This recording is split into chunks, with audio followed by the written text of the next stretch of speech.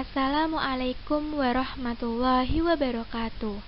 Kami dari kelompok 2 akan mempresentasikan terkait dengan bimbingan pribadi sosial di sekolah dasar yang akan dijelaskan oleh Rizky Ailulia, Nurul Anissa, Syifa Fauzia, Aulia Nurfaiza, dan Erna Erinta Sari. Silahkan teman-teman untuk diperhatikan dan didengarkan. Terima kasih. Untuk materi yang pertama, kita akan membahas mengenai pengertian bimbingan pribadi sosial. Apa sih yang dimaksud dengan bimbingan pribadi sosial?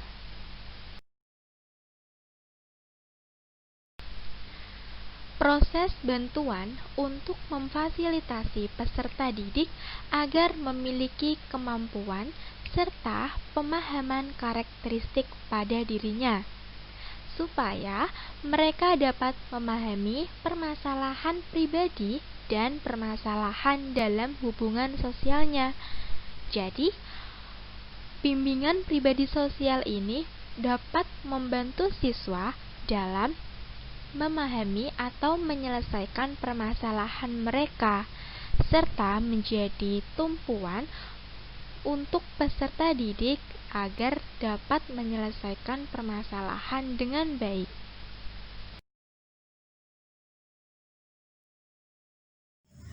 Tujuan dan fungsi bimbingan pribadi dan sosial. Tujuan bimbingan pribadi dan sosial adalah mengembangkan sikap peserta didik agar memiliki pemahaman dan penerimaan diri secara objektif dan konstruktif, dan agar menjadi pribadi yang bertanggung jawab, sifat positif, atau respek terhadap diri sendiri dan orang lain. Sedangkan fungsi bimbingan pribadi dan sosial adalah sebagai media pelatihan bagi individu untuk berkomunikasi secara lebih sehat dengan lingkungannya, dan dapat meningkatkan kedewasaan dan kepribadian yang utuh dan penuh dalam mengintegrasikan diri dalam segala aspek kehidupan. Problematika kepribadian peserta didik. Masalahnya yaitu kurangnya motivasi belajar. Solusinya dengan melakukan bimbingan konseling layanan pembelajaran. Layanan pembelajaran yaitu layanan yang memungkinkan peserta didik mengembangkan sikap dan kebiasaan belajar yang baik, konsisten dalam menguasai materi belajar atau penguasaan kompetensi yang cocok dengan ketepatan dan kemampuan dirinya, serta berbagai aspek, tujuan, dan kegiatan belajar lainnya. Dengan tujuan agar peserta didik dapat mengembangkan sikap dan kebiasaan belajar yang baik. Layanan pembelajaran berfungsi untuk pengembangan. Permasalahan yang kedua yaitu kebiasaan berbohong.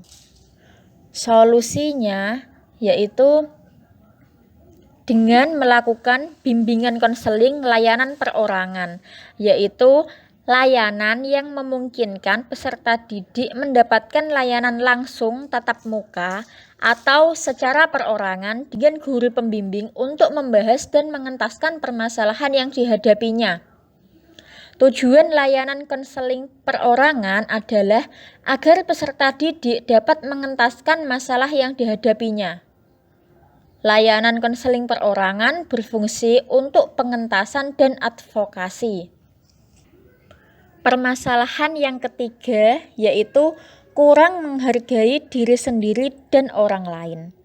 Solusi yang tepat yaitu dengan melakukan bimbingan konseling jenis layanan penguasaan konten, yaitu layanan yang membantu peserta didik menguasai konten tertentu, terutama kompetensi atau kebiasaan yang berguna dalam kehidupan di sekolah, keluarga, dan masyarakat.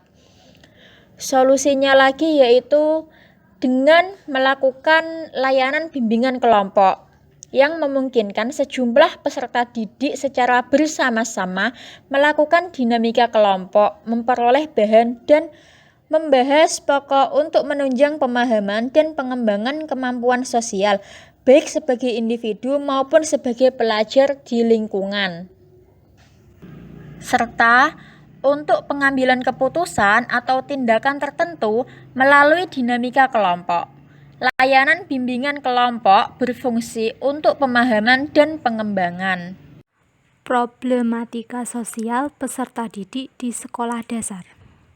Problematika sosial atau masalah sosial muncul akibat terjadinya perbedaan yang mencolok antara nilai dalam masyarakat dengan realita yang ada. Masalah sosial yang biasa dialami oleh anak-anak, misalnya sering berbuat sesuatu tanpa berpikir lebih dahulu, menonjolkan sifat egosentris, perilaku membalas orang yang menyakiti dirinya, sering terjadi perkelahian, baik di rumah dengan saudara maupun di sekolah dengan teman-teman. Pada perilaku membalas orang yang menyakiti dirinya berkaitan erat dengan nilai moral yang dipelajari oleh anak. Nilai moral tersebut bisa dipelajari dari orang tua atau keluarga, sekolah atau teman-teman, dan masyarakat di sekitarnya. Melihat fenomena dalam masyarakat, media massa, terutama tayangan TV, sekarang ini banyak sekali menyajikan tontonan yang kurang mendidik dan berbau kekerasan. Anak mudah meniru apa yang dilihatnya. Akibatnya sering terjadi perkelahian, baik di rumah dengan saudara maupun di sekolah dengan teman-teman. Anak tidak hanya merugikan orang lain, tetapi merugikan diri sendiri dan mungkin menambah masalah baru lagi. Urgensi bimbingan konseling pribadi sosial. Konsep penerapan urgensi bimbingan dan konseling di lingkungan pribadi sosial, yaitu proses pemberian bantuan yang dilakukan oleh seorang ahli kepada individu agar individu tersebut dapat mengembangkan kemampuan dirinya sendiri dan mandiri dengan memanfaatkan kekuatan individu dan sarana yang ada serta berdasarkan norma-norma yang berlaku. Terima kasih. Sekian dari kami. Wassalamualaikum warahmatullahi wabarakatuh.